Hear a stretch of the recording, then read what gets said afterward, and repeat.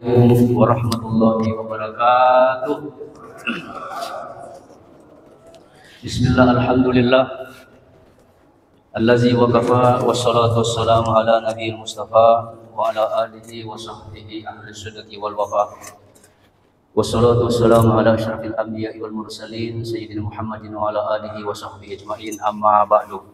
Hadratul mu'minin wa zumratal muslimin ayyuhal khudur rahimakumullah. Indah sekali pada subuh yang ke-13 ini versi Nahdlatul Ulama Al-Wasliyah pemerintah. Ternyata subuh ini merupakan subuh ke-14 saudara kita dari golongan Muhammadiyah dan juga saudara kita yang tinggal di Goa, si Gonro. Dan subuh ini merupakan subuh ke-15 saudara kita yang ada di Padang, Tarekat Naqsyabandiyah. Mereka mengawali puasanya tanggal 10 Maret. Boleh jadi subuh ini sudah ada subuh ke-16, meskipun tidak ditahu rimbanya. Kalau memang ada, itu bukan NU, bukan Muhammadiyah, tapi golongan Muhammadun. Semoga kita semua yang ada di masjid megah ini nazalat alaihimus sakinah, semuanya diberikan ketenangan lahir dan batin. Amin Pak. Wagasyatur rahmah, kita diberikan rahmat sebelum usai bulan suci Ramadan, kita semuanya mendapat maghfirah, ampunan oleh Allah. Amin ya rabbal. Mumpung bulan berkah, bulan mustajabah, kita berdoa bagi yang punya utang piutang, semoga cepat terlunasi utangnya. Yang besar sekali aminnya, pasti banyak utangnya. Saya melihat ini banyak anak muda, pemuda-pemudi, kita doakan semoga Allah mempertemukan cepat jodohnya. Bagi bapak-bapak yang sudah menikah, boleh nambah lagi. Oh, ini apa semua ini? Alhamdulillah, menarik ini Pak. Saya ambil judul yaitu hikmah perbedaan pendapat. Menariknya nanti ini perbedaan pendapat, ternyata malaikat dengan malaikat juga berbeda pendapat. Nabi dengan nabi berbeda pendapat. Allah dan malaikatnya berbeda pendapat. Wah, luar biasa ini Pak. Makanya ada hikmah di balik perbedaan pendapat. Saya mau awali dulu. Ketika Rasulullah SAW masih hidup waktu itu, hampir semua sahabat berbeda pendapat. Yang paling sering direkam oleh masa perbedaan pendapat Umar dengan Abu Bakar. Tahu Abu Bakar kan? Dia jangan tiba-tiba. Tahu Abu Bakar? Perbedaan pendapat antara Abu Bakar dan Umar sampai Rasulullah SAW beliau berpulang ke rahmatullah masih berbeda pendapat. Jadi bukan saja sekarang ini terjadi perbedaan pendapat. Contoh, usai perang Badar, banyak orang kafir ditangkap. Oh, begitu ditangkap, Rasulullah SAW bertanya kepada sahabat, diapakan ini tawanan? Umar langsung mengacungkan tangan. Satu-satunya jalan harus dicincang lehernya. Artinya dimatikan saja, tidak ada gunanya ini orang kafir. Terus Abu Bakar berkata, tidak begitu. Umat kita ini masih banyak yang tidak pandai membaca. Makanya orang yang ditawan ini dihukum. Bagaimana caranya menghukum? Disuruh mengajar ini umat untuk belajar mengaji. Bisa ditangkap poinnya Pak? Makanya itulah Rasulullah SAW menetapkan bahwa pendapatnya Abu Bakar harus diikuti. Tidak ada sahabat waktu itu terjadi tidak ada sahabat waktu itu pro kontra karena Rasulullah masih hidup. Satu-satu. Kayaknya putus-putus ya. Bagus itu Kak. KB. Makasih. Satu. Satu dua. Ketika, nah ini perbedaan pendapat lagi Bapak sekalian. Dua, kita mau mengambil hikmahnya, yaitu mana yang paling benar. Siapa yang tahu di sini mana paling banyak pahalanya ketika kita sujud? Ada orang ketika sujud lututnya dulu baru tangan. Yang kedua, ada orang sujud tangannya dulu baru lutut. Yang mana paling benar, Pak? Bukan dua-duanya yang paling tinggi pahalanya. Ada yang tahu nggak? Kita baca hadis Bapak sekalian, kita selalu berdasar kepada hadis. Dalil. Salah seorang sahabat bernama Wa'il bin Hujur. Tahu Wa'il bin Hujur? Tidak ada sahabat yang paling sempurna melihat tata caranya Nabi sholat. Tidak ada yang bisa menandingi Wa'il bin Hujur. Apa kata Wa'il bin Hujur? Nah ini Wa'il. Kata Nabi, jikalau engkau sholat, lihatlah tempat sujudmu. Tetapi ini Wa'il justru tidak melihat tempat sujud ketika sholat, selalu memperhatikan Nabi. Makanya hampir semua sahabat mengakui satu-satunya sahabat sempurna melihat tata caranya Nabi sholat. Siapa tadi namanya, Pak? Wa'il bin Hujur. Nah, apa kata Wa'il bin Hujur? Ra'aitu Rasulullah sallallahu alaihi wasallam. Aku melihat Rasulullah sallallahu alaihi wasallam idza sajada, ketika sujud, yad'u rukbatayhi qabla yadayhi, yaitu ketika Nabi sujud, yad'u rukbatayhi, beliau meletakkan dulu apanya?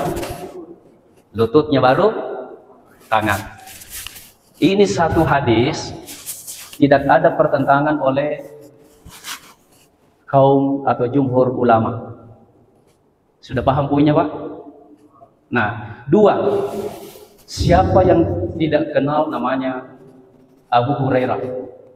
Ternyata Abu Hurairah inilah sahabat ranking 1 penghafal hadis Bapak sekalian. Makanya kalau itu dari Abu Hurairah, jadi banyak ulama berkata sami'na wa ata'na. Kemana saja Nabi pergi, ikut Abu Hurairah. Apa kata Abu Hurairah? Qala Rasulullah sallallahu alaihi wasallam, Rasulullah bersabda, idza sajada ahadukum, salah seorang di antara kalian itu sujud, salah seorang di antara kalian ketika hendak sujud, fala yabruk kama yabrukul ba'iru, janganlah sujud seperti turunnya onta. Turunnya onta itu Pak begini bentuknya nih. Lututnya dulu begini kalau onta, lalu ke belakang begini. Jangan turun seperti turunnya onta. Janganlah kalian itu meletakkan yod'u bataihi, jangan letakkan lututmu dulu, tetapi lebih dulu yod'u yadaihi, letakkanlah tanganmu dulu, baru lutut. Bisa ditangkap kayak ini punya, Pak? Pertanyaan, melihat hadis ini bertentangan nggak? Ini jangan tiba-tiba. Bertentangan nggak dua hadis ini? Yang satunya tadi, hadis pertama disebutkan letakkan apamu? Lutut baru tangan. Yang kedua, tangan dulu baru lutut. Bertentangan nggak? Pro kontra nggak ini hadis? Halo? Bagus nggak suaranya nih? Bertentangan nggak? Ternyata Bapak-Bapak Ibu sekalian, hampir semua hadis seperti ini, hampir semua hadis seperti ini dikira bertentangan. Makanya banyak orang langsung menjas, langsung mengklaim, padahal ini hadis tidak bertentangan. Cuma prakteknya Nabi. Nah, bagaimana cara prakteknya Nabi waktu itu? Di saat usia 40-an tahun, Rasulullah mendahulukan lututnya Pak. Ya kumalolo mui masih muda-muda, apanya duluan? Lutut dulu, bertangan.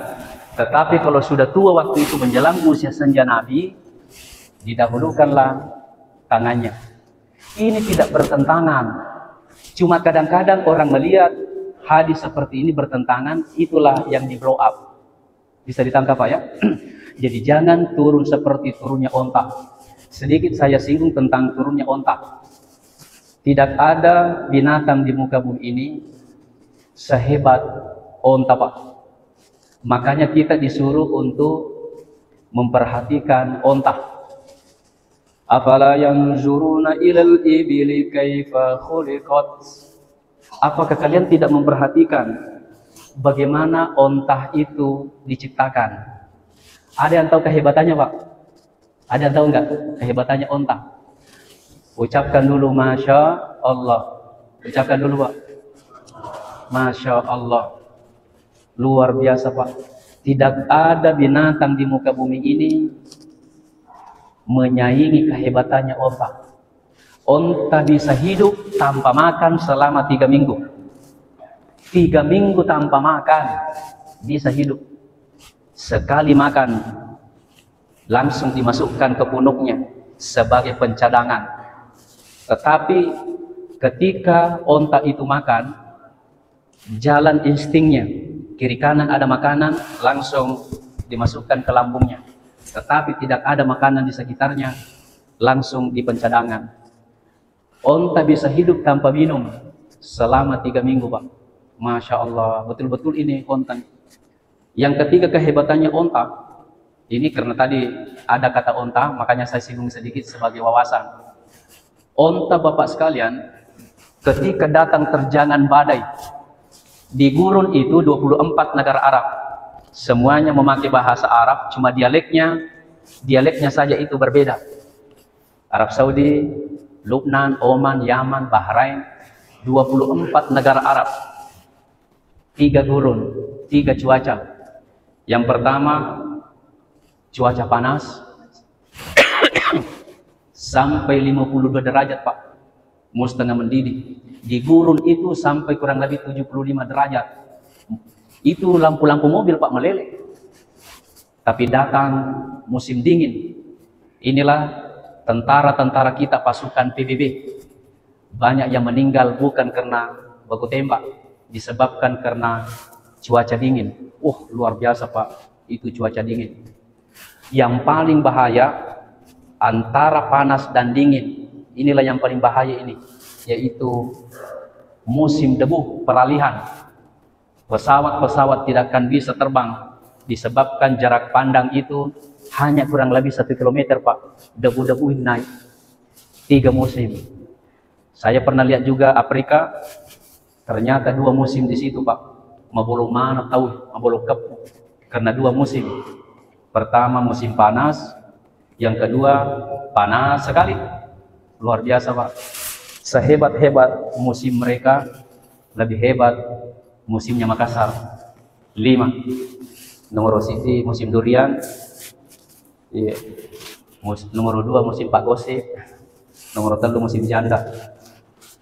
Hadirin sekalian, 3 perbedaan pendapat. Kita mau mengambil kesimpulan nanti ini. Sholat yang paling terindah. Nah, sudah memulai ini hikmahnya. Ma huwa afdalu waqtin sholati duha. Siapa yang tahu sholat yang paling terindah waktunya duha? Ada yang tahu Pak? Apa kata Nabi?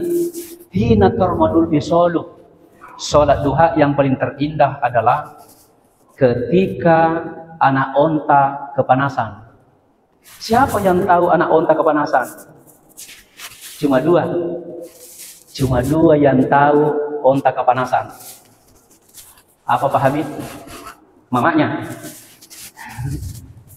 Onta itu Pak cuma 2 yang tahu. Onta itu sendiri, mamanya bedeng atau Pak Kampina. Ya toh? Kenapa di sini Nabi menyebut onta? Tidak ada onta di Indonesia. Mestinya kambing. Mestinya, wah luar biasa Pak ini. Nah, ada yang tahu Ada yang tahu waktu paling indah sholat duha Pak? Kira-kira kalau kambing atau sapi kepanasan, kira-kira jam berapa Pak? Jam 9. Yang lainnya Pak? Inilah hikmahnya Pak. Ada yang mengacungkan tangan jam 7 pagi, sudah mulai kepanasan. Mereka sholat jam 7 Pak. Ada golongan berkata, tidak, jam 8 pagi itu kepanasan. Jam 8 lah sholat duha. Ada yang berkata, tidak, jam 9 itu kepanasan. Jam 9 dia sholat. Ada yang berujar jam 10. Masya Allah Pak. Inilah hikmahnya sehingga Nabi melarang bertanya. Yang mau sholat jam 7 silakan, jam 8 silakan, jam 9. Berarti mulai jam 7 sampai jam 11 tidak pernah berhenti orang sholat duha. Ini hikmahnya. Bisa ditangkap Pak? Hikmahnya begini. Karena kata Nabi, 10 golongan bebas tes masuk ke neraka. Salah satunya adalah wa kasratul masailihim, banyak bertanya. Wah, saya tidak mengatakan bahwa jangan bertanya nanti.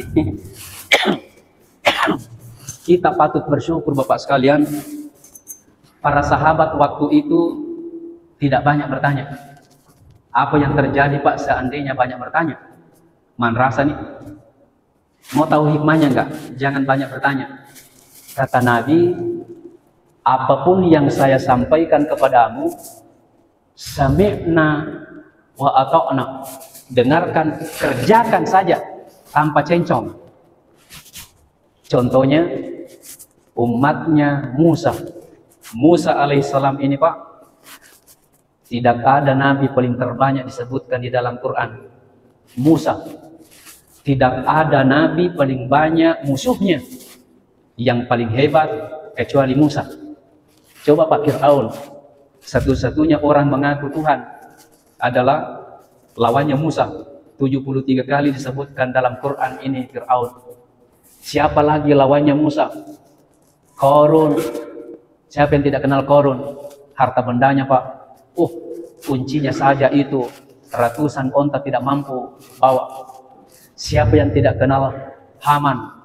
Inilah musuh bebuyutan Nabi Musa. Kata Nabi Musa kepada umatnya, coba kamu datangkan besok seekor sapi. Bisa ditangkap enggak? Bisa ditangkap enggak kalau saya suruh Bapak tabe hewan kurban besok bawa seekor sapi? Sudah ditangkap enggak? Artinya ini ucapan maunya Nabi begitu. Kalau Anda sudah tangkap, segerakan di besok. Kalau saya menyebut datangkan sapi besok, bisa dipaham nggak? Tapi karena ini umatnya Nabi Musa berkata, sapi apa, warnanya apa, makanya turun wahyu. Siapa suruh bertanya? Turun wahyu, datangkan sapi warnanya kemerah-merahan, jumlah bulunya sekian. Siapa suruh bertanya? Jadi turun wahyu. Maunya Nabi itu jangan bertanya. Biasa Nabi Pak kode-kode mata, jangan bertanya, nanti turun wahyu. Contoh, kalau saya suruh Bapak besok pagi hari Senin, silahkan ke pasar beli baju. Sudah ditangkap nggak? Besok pagi pergi ke pasar beli baju. Sudah tangkap? Tapi karena Bapak berkata, baju apa? Turun detail dari langit. Silahkan beli baju batik warnanya biru coklat tua, terus itu pasarnya pasar di Manado. Artinya kata Nabi jangan banyak bertanya supaya tidak turun detailnya. Bisa dipaham Pak ya? Untungnya ini, untungnya sahabat tidak banyak bertanya. Nanti setelah berpulang ke rahmatullah, barulah umatnya Nabi baku pro kontra Bapak sekalian. Sudah? Lanjut. Satu lagi Bapak sekalian, karena mungkin kita mau apa namanya? Iya, mau bertanya. Cicak. Tahu cicak kan? Tanya toke. Cicak. Apa kata Nabi? Nah, ini saya masih waktu itu di pesantren, saya di pesantren Dede Kebalangan. Pak Dendrena Guru Ta'amodale waktu itu. Ini mendengar langsung ini hadis. Qala Rasulullah sallallahu alaihi wasallam, Nabi bersabda, "Man qatala wazaqatan fi awwali darbatin." Barang siapa yang memukul cicak satu kali, langsung sakaratil maut. Memukul cicak satu kali, langsung mati. Falahu kaza wa kaza hasanatan. Jadi intinya ini, barang siapa yang memukul satu kali cicak mati, maka perolehannya itu adalah, ada yang mengartikan ini 100 pahala. Kemudian yang kedua, fi darbatis tsalitsah, mulai dari 2 ke 3, semakin 2 ke 3 semakin turun perolehan. Waktu itu Pak, setelah mendengar hadis ini, berlomba-lomba anak santri pergi cari cicak. Angkana lolongan 2, angka lolongan 3. Ada yang berkata, saya 1,5. Apa maksudnya 1,5? Ekor. Jadi seekor cicak mati, kemudian ada cicaknya saya dapat 1,5. Bisa ditangkap ini Pak hadisnya? Bisa ditangkap? Sementara ada hadis, barang siapa yang menyakiti hewan tidak ada salahnya, dosa besar. Bagaimana nih kalau begitu Pak? Kalau ada menyakiti hewan tidak ada salahnya, maka itu adalah dosa. Sudah ditangkap? Satu lagi supaya ada hikmah. Sampai sekarang ini tidak pernah berhenti sampai kiamat dunia. Pengiriman suratul Fatihah terhadap si mayit. Ada yang menamatkan Al-Quran, ada yang membacakan suratul Fatihah, ada mengirimkan surah Yasin, Al-Fatihah. Jawaban 2 yang muncul Pak. Ada yang pro sampai, ada yang berkata kontra tidak sampai. Jawaban yang paling benar mana Pak? Halo? Magi jangan tegang. Kenapa tegang? Sampai kiamat dunia Pak, pengiriman menamatkan Al-Quran 2 sampai, yang kedua tidak sampai. Kenapa terjadi pro kontra? Jawabannya adalah karena sampai sekarang ini belum pernah ada satu mayit datang menceritakan bahwa kiriman itu sampai atau tidak.